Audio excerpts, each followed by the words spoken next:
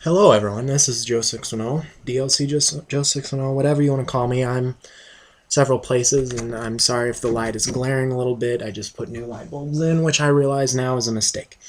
Anyway, you might ask, to what do we owe this horror? This. I've been meaning to do this for a while now. I want to do a tutorial, teach you guys how to solve the Rubik's Cube, the dreaded 3x3, and this is all we're going to focus on. We're not even going to focus on the 4x4 or the 5x5 right now. So just don't think about those. So we got the 3x3. First step, of course, is messing it up. So you just mess it up. I'm not going to look at it while I'm doing it. I'm just going to mess it up under my desk here. You can have someone else do it. You can do it yourself, whatever, just as long as you don't remember what moves you make. A lot of people get angry because they think you're memorizing what moves you're making, and there's no way I could memorize this many moves. I'm moving it like 500 times, and it's just impossible. And besides, even if I did memorize the moves, I would have to do the same pattern to teach you how to solve any Rubik's Cube anyway. So, anyway, messed up Rubik's Cube, right? Yeah. We'll just go like this for a bit, because that stupid light is annoying. Anyway, Rubik's Cube. First step, get a side. That sounds a lot harder than it is, actually. It's really simple to get a side. What you want to do is you want to look for an X first. You want to try and get an X on here. And I don't have any X's that match the white. It's kind of hard to see. There you go. That's red and that's yellow. So you're going to look around for these corners like this. That's a white and it goes to red. So to get this, I'm going the wrong way. To go up to here on this white, I'm going to have to change some of these lights around. Hang on a second. There, how's that? Better. Okay, so, where was I? Oh yeah, this one needs to be up here so it matches the white. And really all that is a simple turn. You see it here, you want it here, you go shoop, and there it is. Now, one thing that does bug people is when they get a side, they get all happy and excited. I'll look at it and I'll tell them it's wrong. And they get really mad at me, and some have actually stopped trying to learn because I've told them they've done it wrong. Don't worry, everyone does it wrong.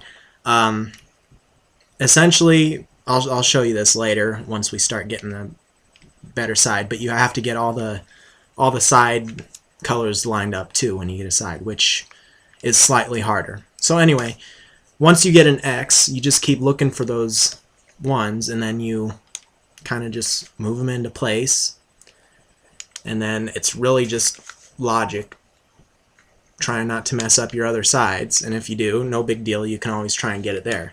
So one might say, well,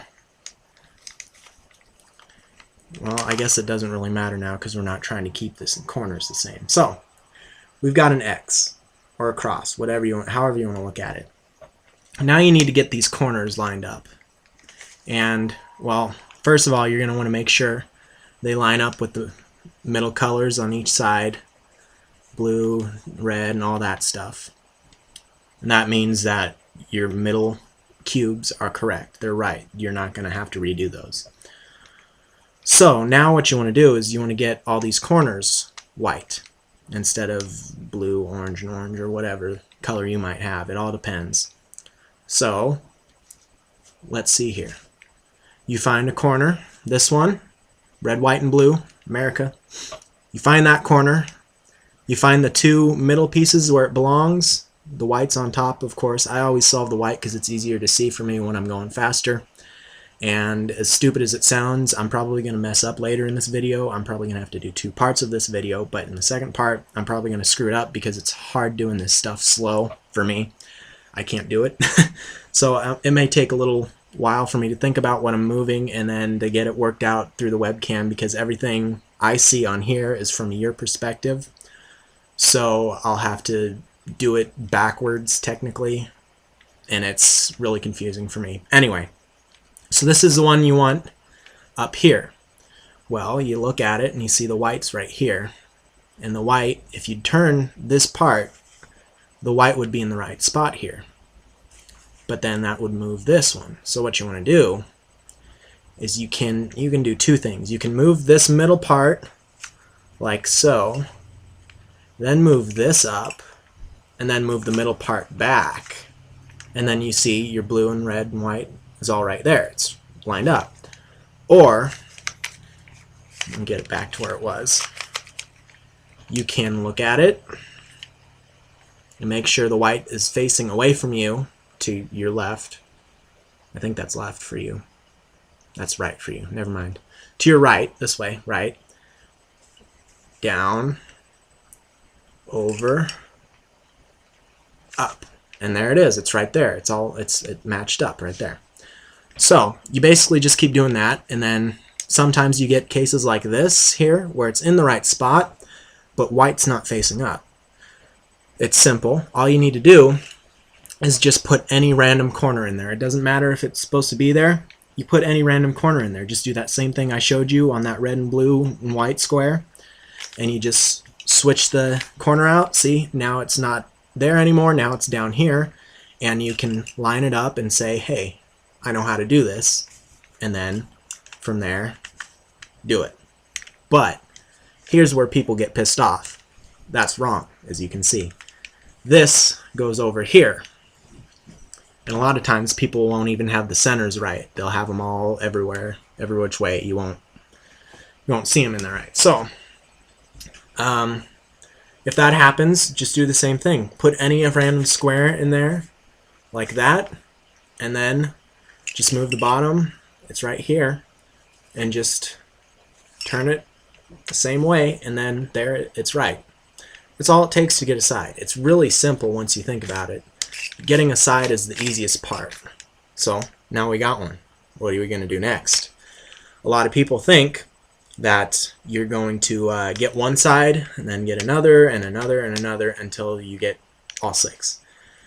That's wrong. You don't do that. That's not even close to what you do.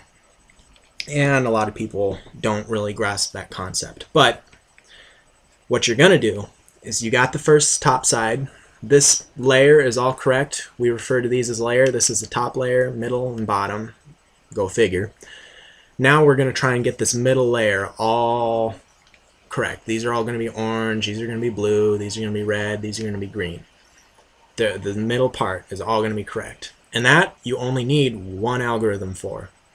By the way, I'm sure I've used this before on the forums, but in case you didn't know, an algorithm, when used in terms of a Rubik's Cube, is just a pattern you use to get cubes in certain places without messing up what you already have done. So, algorithms, good. Anyway, you only need one. There's one algorithm, and what it does is it takes middle pieces, there, this one's blue and red, and it'll put them in the right places.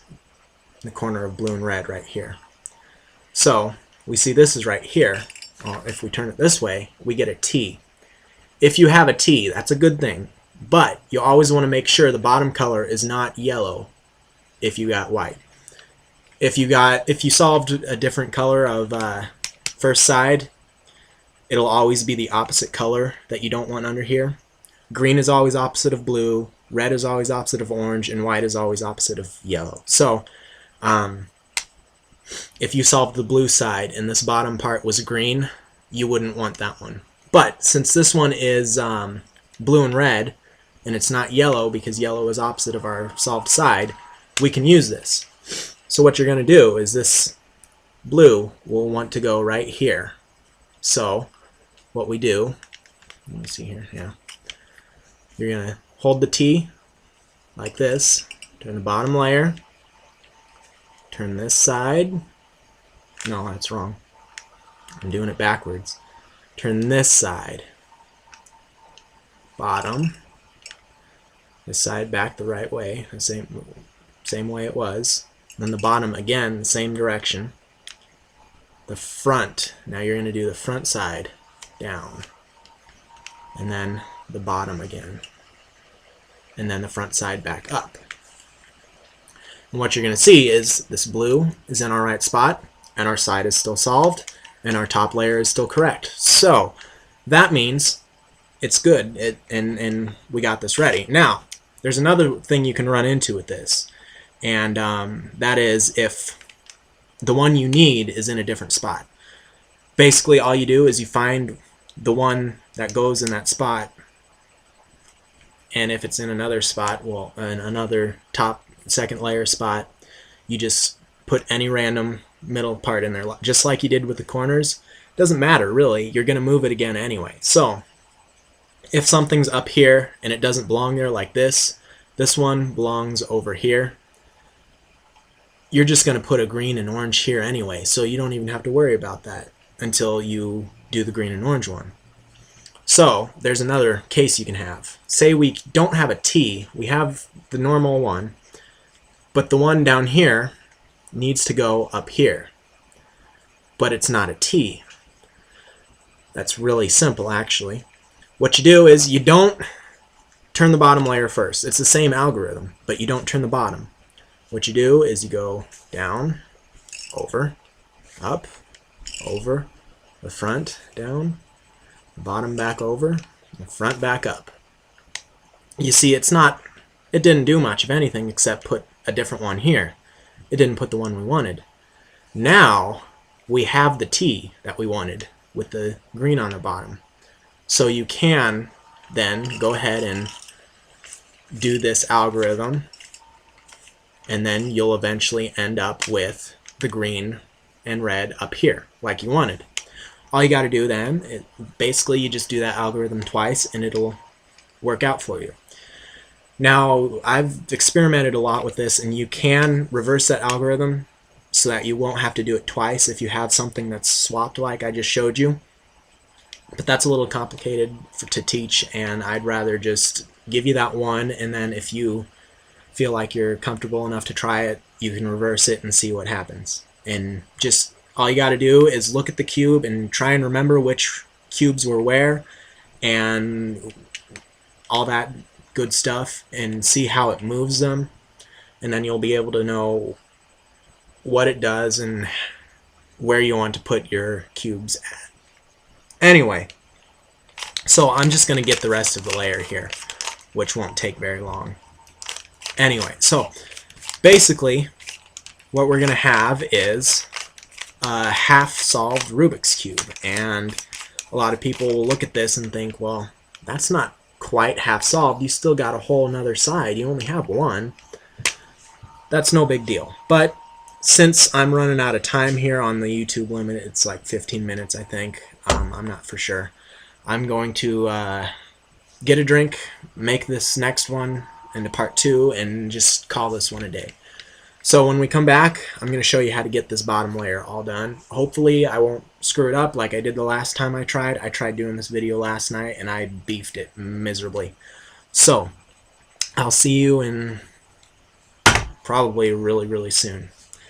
And just make sure you watch the second one, because this stuff is all easy compared to the second part. Just make sure you watch it really closely.